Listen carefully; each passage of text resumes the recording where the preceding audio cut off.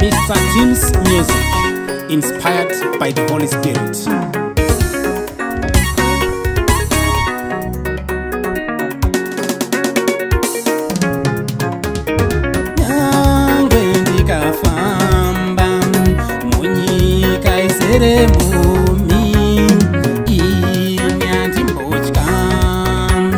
Nekuti muneni nyangwe ndikafamba mumupata wemumvuri werufu, ine handimbotyaini nekuti muneni. Jehovha mufudzi wangu, hapana chandingashayiwa. Jehovha mufudzi wangu, hapana chandingashayiwa. Anondiseseza, anondiseseza pamvura inozorosa. Anondiseseza, anondiseseza pamvura inozorosa. Jehovha mufudzi wangu, hapana chandingashayiwa.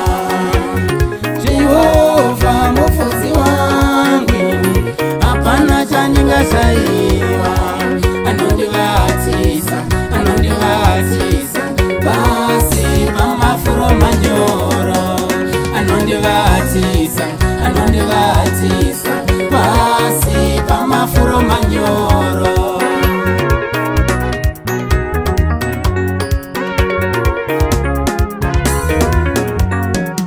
Jimbo yenyu nemudonzvo ndizvo zvinondinyaradza.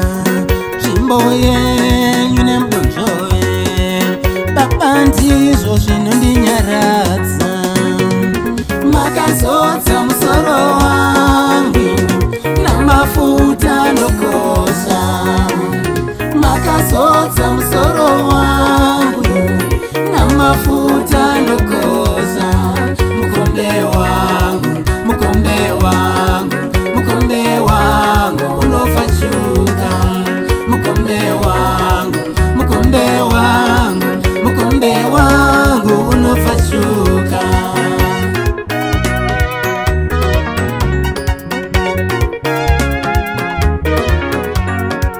Nzira dzangu dzoruramiswa nokuda kwezita rake.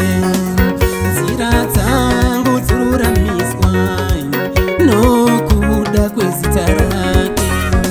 Makwara angu oruramiswa nokuda kwezita rake.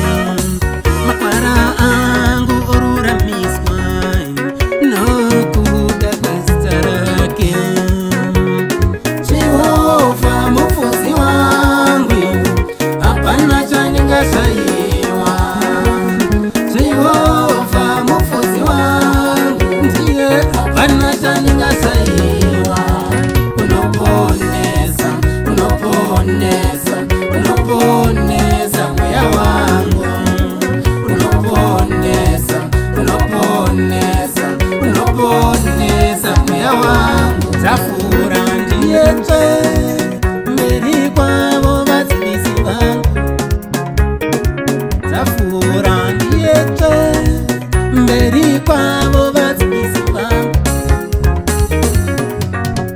Makandirimbisa, makandirimbisa, makandirimbisa korona. Makandirimbisa, makandirimbisa, makandirimbisa korona.